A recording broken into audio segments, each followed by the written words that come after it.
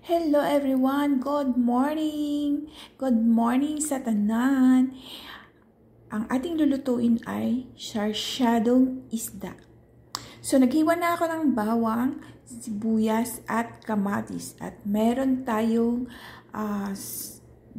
green onions, itlog, at yung ating isda. Yan ang ating ulam for today, guys. At meron tayong magic sarap at black pepper at asin ang ilalagay natin. So, ito na yung ating ulam for today, sarsyadong isda.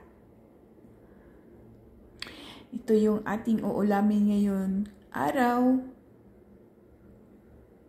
So, medyo busy pa rin tayo pero may time naman tayong magluto ng ating pagkain. Huwag nating pabayaan yung ating sarili dahil nagtatrabaho tayo.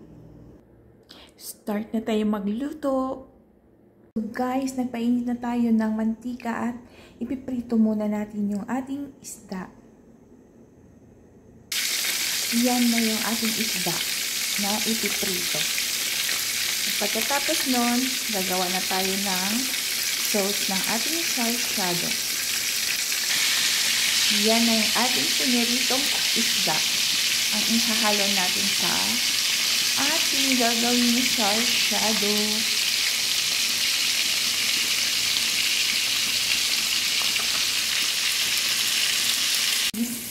Nagisa na tayo ng bawang at sibuyas at dito natin siya ginisa sa pinagprituhan ng isda. At sinunod natin yung kamatis. Hintayin natin medyo madurog na yung kamatis. Saka natin siya lagyan ng tubig. Simpleng ulam lang yung ating lulutuin. At pasok sa budget. Nilagyan na natin siyang tubig at hintayin na lang natin kumulo. At ilagay na natin yung itlog.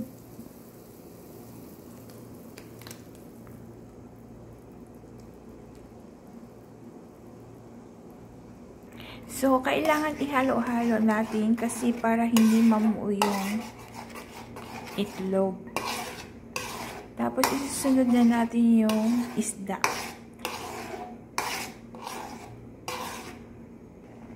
Yan na guys, ilalagay natin yung isda. Lulutuin natin siya siguro ng mga 5 minutes or 10 minutes. At ilalagay na rin natin yung spring onion.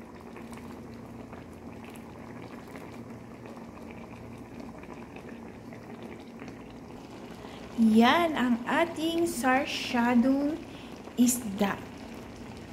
Super yummy guys.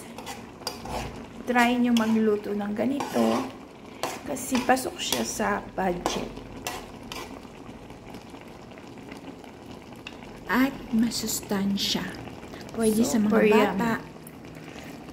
Healthy. Malapit na siyang maluto at kakain na tayo dahil may pasok pa tayo ng trabaho.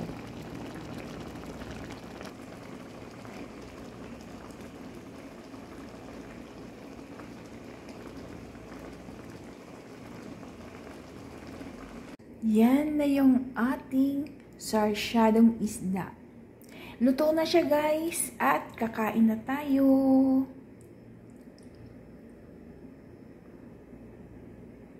O diba guys, may ulam na tayo. Pasok pa sa budget. Sabaw pa lang ulam na. Thank you for watching guys.